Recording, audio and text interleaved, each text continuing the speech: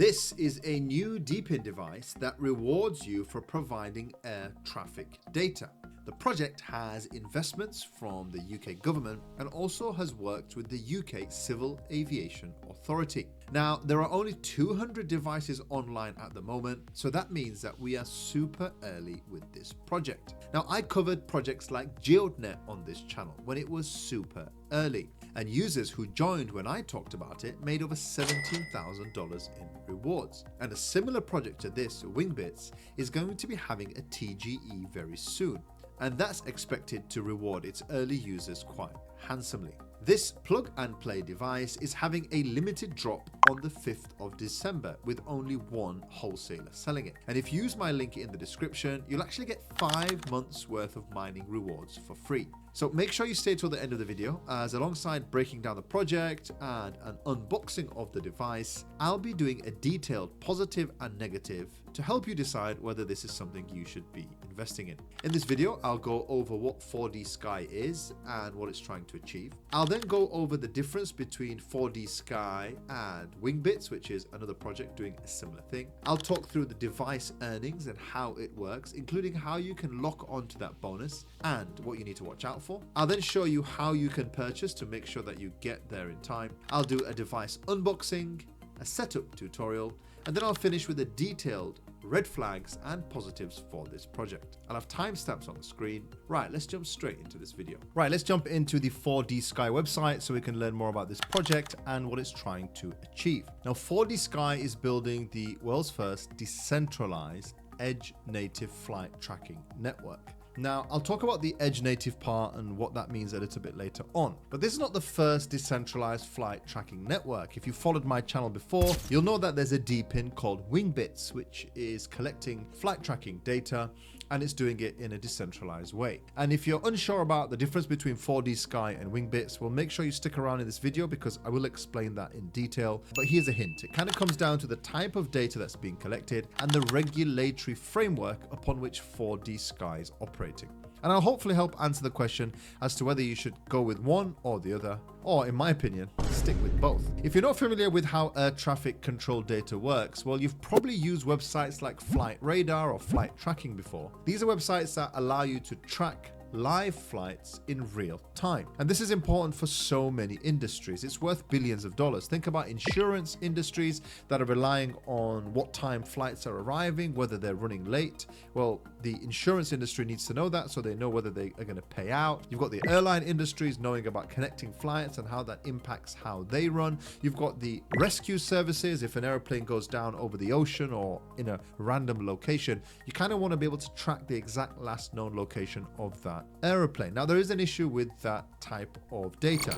At the moment, it's either being provided solely by large radars or it's being collected by these volunteers that putting it on their roofs. They're using well below grade spec hardware, which a lot of the regulatory bodies don't accept. And also because they're not getting paid for it, the data itself, there's no incentive to keep it online. Now, the other issue with the current way that it's being collected is that it only focuses on aircraft data. This is your commercial airlines and some of your private airlines as well. And the other issue that we have at the moment is that it doesn't take into account some of the different types of data. So you've got glider planes, you've got drones and other types of light aircraft because the current system is heavily leveraged towards ADS-B. And I'll mention a little bit later on the different types of data that this project collects because it's trying to be a little bit different. So how does the system work? Well, you've got these edge devices, the Jetvision AirSquitter, something I'm going to unbox and I'll give you a chance to purchase. There is a drop coming up with only 200 devices, as I mentioned. And these devices are going to be part of an edge-to-edge network. And it's going to be actually put together by Neuron. That's the parent company of 4D Sky. Now, if I jump onto the Neuron website, you'll see that it's a machine-to-machine commerce company. It's got over $3.3 million of funding. In fact, one of its backers is the UK government and its UK research and innovation. And they've also partnered with the UK Civil Aviation Authority, two big prestigious things for this project. Of course, there's no use having data if it's not going to be accepted by the regulatory bodies. And what makes it exciting is that means that 4D Sky is just going to sit in its wider range of machines. So you've got sensors, the 4D Sky, you've got vehicles, robots, AI agents, and cloud servers. And one of the other things that Neuron is building is allowing devices and sensors to connect with AI agents. Now, on their website, they've actually got an AI node builder. Now, I did actually meet the founder of Neuron Network, James, when I was in Token 24 in Dubai, and subsequently I had a private showing of this node builder, and it's really impressive. It allows AI agents to communicate and interact between different edge nodes. So imagine taking the data from Jetvision, using it with some of its transportation nodes, and then allowing that data to be analyzed and in fact utilized by AI agents. So that's something that's worth noting about Neuron itself and the parent company of 4D Sky. And the last thing to mention about 4D Sky, of course, which is a project of Neuron, is that it's already ran a bunch of these different projects throughout the country. It's done something with the UK government's health sector in Scotland. It's helped Lifeline Logistics to the Isles of Sicily. It was involved in a 3.6 million UK government-backed initiative around drone operations. So this is a project that is already generating a revenue itself through the different projects that it's working with. And a lot of these are regulatory bodies, something definitely worth bearing in mind. So that's 4D Sky in a nutshell. Now, if you've been in the Depin space for a while, or you've watched some of my other videos, you'll be familiar with the project Wingbits. So I'll quickly look at the difference between 4D Sky and Wingbits to help you make the decision if you wanted to invest with an additional product. Of course, this is not a cheap device. Now, the first difference is that Wingbits only collects ADS-B signals from aircraft. It doesn't collect other aircraft data. Now, at the moment, that's 60% of the current aircrafts that emit this data. So it's obviously the one that most websites rely on as well. But the Jetvision device that is used by the 4D Sky project is more of an enterprise grade device, and it collects up to 4 different types of transponder data. Alongside ADS-B, it also collects UAT, something which is used by general aviation, especially in the US, but it also collects weather and traffic data. It uses FLARM, that's used by gliders and light aircraft and drones, and that emits short-range collision avoidance signals. And it also collects something called MLAT, or MLAT, and that's used to detect aircraft that don't broadcast ADS-B. And so that almost fills the gap on devices that are not submitting that at the moment. Now, this is important because it fills a gap which is currently existing in the market at the moment. Now, the second difference obviously is in the hardware. Now, the Wingbits device is cheaper, although you can buy the combined device with GeoDNet, which is going to earn you the GeoDNet token and the Wingbits token, so you kind of get double returns for that.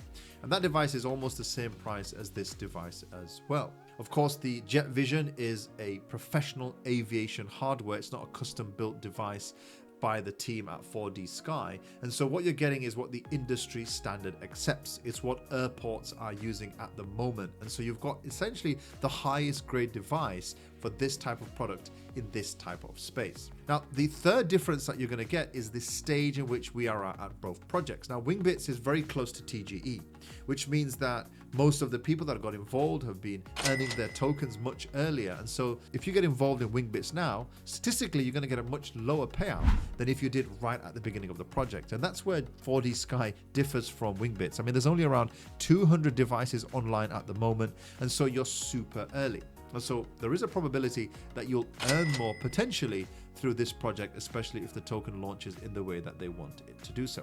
Now, where these projects are similar, of course, is that they both require you to put an antenna up high in the sky with a clear view of the sky.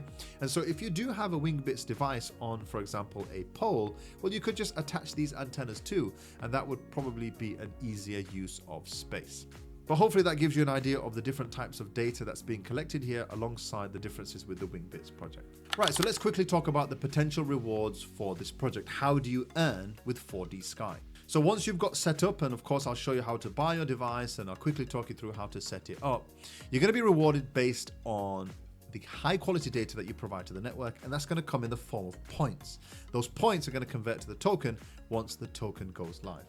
So what dictates how many points you get?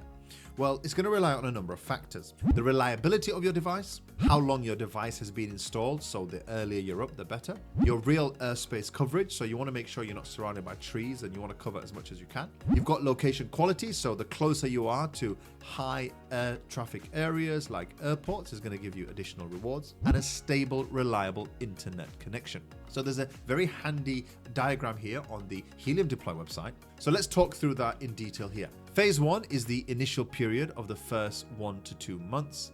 In that period, you're going to get 25 points per day. But if your device goes offline, you'll get a penalty of up to 5,400 points. So in a nutshell, especially in the first 2 months, you want to make sure that you don't go offline. Now, phase 2 is going to be standard rewards. So you're going to get 25 base points per day, plus the additional bonuses that I'll talk about in a second.